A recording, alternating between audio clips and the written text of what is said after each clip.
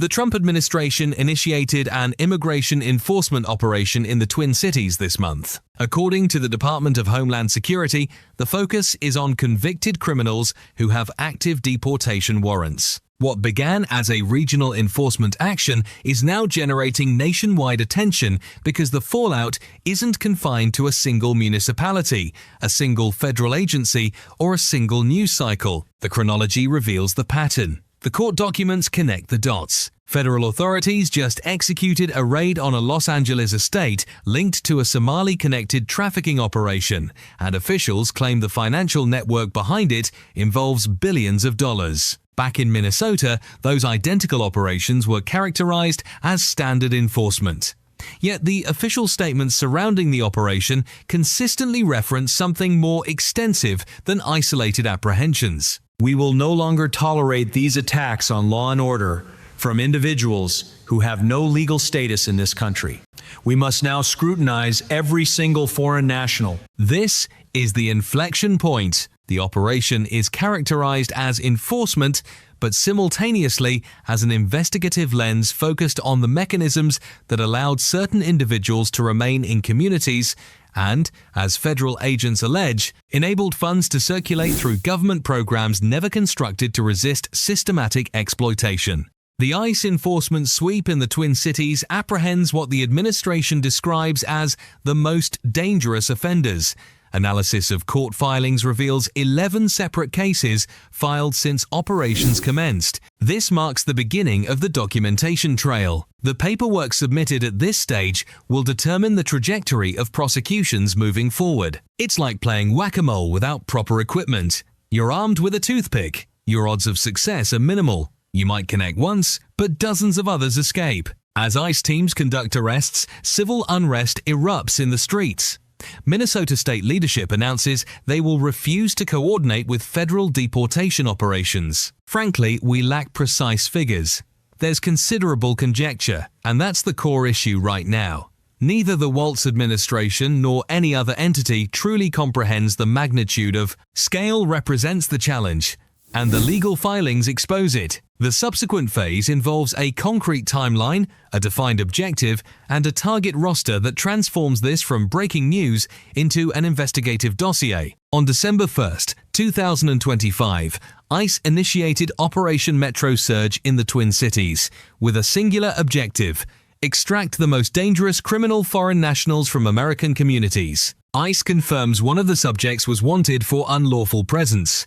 They further assert he possessed prior arrests for domestic assault and disorderly behavior. That individual managed to evade apprehension. Because if these elected officials would fulfill their responsibilities and safeguard the public instead of maintaining a revolving door justice system, federal authorities wouldn't need to intervene and extract these dangerous criminals. In just the initial 2 weeks, federal operatives apprehended over 400 individuals with substantial criminal histories. These included confirmed gang affiliates, sexual predators, and violent offenders who had been operating throughout Minneapolis communities for years. The operation mobilized more than 100 specialized ICE personnel from nationwide locations, specifically pursuing approximately 500 individuals with pending deportation warrants. Abdul Qadir Sharif Abdi, a criminal foreign national from Somalia, previously affiliated with the Gangster Disciples and currently identified as a Vice Lord Nation member. He carries convictions for fraud, possession of stolen property, possession of a stolen vehicle, auto theft, and numerous probation violations. We're headed in the wrong direction if we continue importing criminals into this country. Then there's Sahal Osman Shidan, a Somali national convicted of criminal sexual conduct involving a minor aged 13 to 15. Mukhtar Mohammed Ali, a criminal foreign national from Somalia, convicted of assault, fraud, robbery, and larceny. Ahmed Mohammed Salah, convicted of multiple offenses including 2 domestic violence counts, 3 DUI convictions, assault, property destruction, and probation violations. And Abdiaziz Mohammed Nur sentenced to 120 months in federal prison, followed by 3 years of supervised release for his participation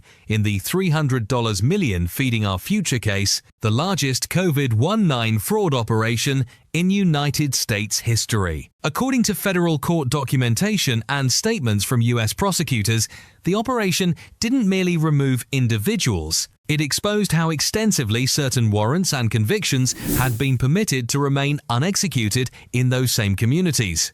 But Operation Metro's surge revealed something far more significant than individual criminal activity. She didn't just secure fraudulent loans for herself totaling approximately $800,000, she also collected kickbacks from her other 9 co-conspirators. That statement represents the pivot. Once attention shifts from apprehensions to coordinated financial schemes, it transforms into a systemic investigation. I'd wager if I were a betting individual, they'll execute this during holiday periods because it maximizes the cruelty. Federal investigators determined that Minnesota had evolved into the epicenter of the most extensive welfare fraud operations in American history, with estimates nearing $1 billion in misappropriated taxpayer funds. And now federal sources have confirmed that millions from those stolen funds may have been transferred to al-Shabaab, an al-Qaeda-affiliated terrorist organization operating in Somalia. Then the financial figures accumulate rapidly. A grand jury indictment now charges him with theft of approximately $1 million designated to feed hungry children. The Feeding Our Future child nutrition fraud operation alone embezzled over $300 million intended to feed hungry American children. As of late 2025, 78 individuals have been charged in this conspiracy, with 57 already convicted. One defendant, Abdiaziz Mohammed Nur, just received a 10-year prison sentence. He submitted over $1.4 million in fraudulent Medicaid claims, which he converted into more than $150,000 in cryptocurrency. The restitution amount appears next. Nearly $48 million in court-ordered restitution. But the fraud extends further. Minnesota's Housing Stabilization Services Program, designed to assist vulnerable populations in securing housing, distributed $32 million over just 4.5 years, when originally budgeted for only $12 million. Federal authorities terminated payments to 77 housing stabilization providers based on what they termed credible fraud allegations. The state finally terminated the program in August 2025 after substantial damage had already occurred. In December 2025, federal agents raided Ultimate Home Health Services in Bloomington after uncovering the company had billed $1.1 million for autism services, while providing virtually no services to enrolled children. I'm reading from prepared remarks. I typically don't, but my boss's father documented some points to ensure I don't overlook anything. So I'll be reading portions and then we'll proceed to questions. I've been on the ground less than 3 complete days. I arrived Monday. The President of the United States contacted me Monday morning requesting my deployment here. Arrived Monday evening, and I'm remaining until the situation is resolved. But we've achieved significant progress. Substantial progress in recent days. Marcus Charles is directing ICE operations here. Rodney Scott, Commissioner of Customs and Border Protection, standing beside me. Good morning. I'm Tom Homan, Border Czar for President Trump. I'm here representing the President alongside U.S. Commissioner of Customs and Border Protection Scott and Marcus Charles, who's leading the enforcement operation here currently. I've been on the ground since Monday. We are positioned on the front lines of a critical struggle, and it's imperative that we aren't silenced, that we aren't suppressed. This isn't the moment to lower our heads in defeat or from fear that we might be targeted next, because if we remain silent, if we fail to take action, your city will be next. That represents the escalation. $1 million over $300 million, approaching $1 billion, and allegations that millions were transferred overseas. The question now becomes, how did the system create sufficient vulnerabilities for this infrastructure to be established? So, how did Minnesota transform into ground zero for both massive welfare fraud and a sanctuary jurisdiction crisis that shielded violent criminals? The explanation is straightforward. Tim Walz, Minneapolis Mayor Jacob Frey, and Attorney General Keith Ellison are identified as the officials who constructed a framework that prioritized restricting cooperation with federal deportation operations. Walz's record is characterized as a sequence of policy decisions. As governor, he enacted legislation in 2023 that extended state-funded health care to illegal aliens, provided them with Minnesota driver's licenses, and granted them free college tuition. He established an Office of New Americans and expanded Minnesota's Minnesota Care program to include individuals in the country unlawfully. The legal turning point is dated to February 2025, when Ellison released a formal legal opinion that the record treats as a directive to local agencies.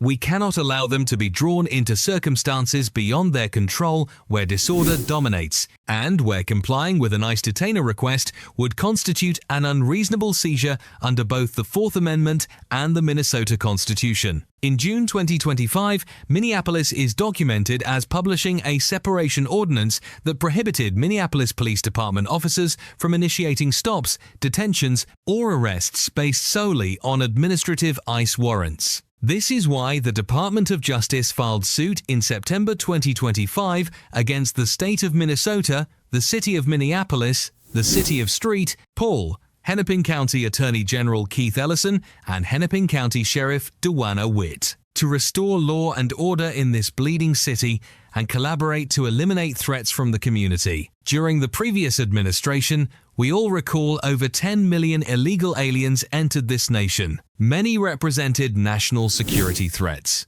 public safety threats. We can't forget there were 2 million gotaways, 2 million individuals who paid extra to evade detection. Why? That should terrify everyone. When congressional Republicans summoned Walz to testify in June 2025, he rejected the sanctuary designation. Minnesota isn't even a sanctuary state.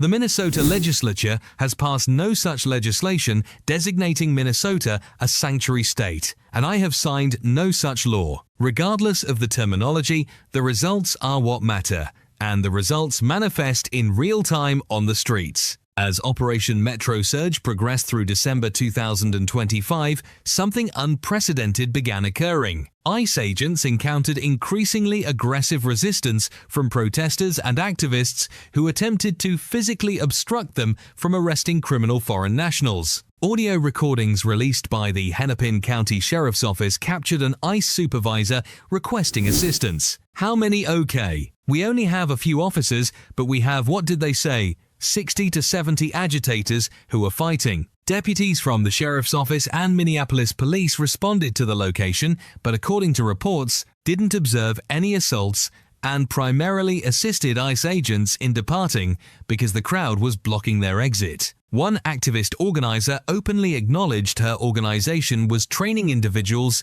to interfere with federal law enforcement. After Trump's statements about Somalis, over 500 people registered for this training, up from 115. They're ordinary citizens. They're restaurant proprietors, business owners, neighbors, educators, nurses, healthcare professionals, literally everyone you can imagine. Meanwhile, ICE reported that assaults against their personnel have surged by approximately 153%. Agents are experiencing 11 times more assaults during operations than previously. ICE appealed to politicians, agitators, and media outlets to reduce tensions and cease encouraging violence and resistance. If you remained engaged through the statistics, stay for the implications. When enforcement devolves into street confrontations, the operational window contracts, the risk escalates, and every tactical decision faces real-time testing. President Trump pledged to the American people, including Minnesota residents, that he would work to ensure our communities remain safe. And accordingly, this administration is absolutely concentrated on identifying and removing individuals who pose public safety threats and national security threats. And the statistics validate it. The data validates it. In recent days, I have met with Governor Walz, Attorney General Ellison, Mayor Frey, numerous police chiefs and sheriffs, and I have additional meetings scheduled. I'll also be continuing dialogue with business and religious leaders of Minnesota communities. I'll be meeting with them as well, because I want to hear their perspectives. This video serves informational and educational purposes. It does not glorify violence or criminal conduct. Its objective is to examine how complex investigations develop, how institutions respond under pressure, and why transparency remains essential to justice.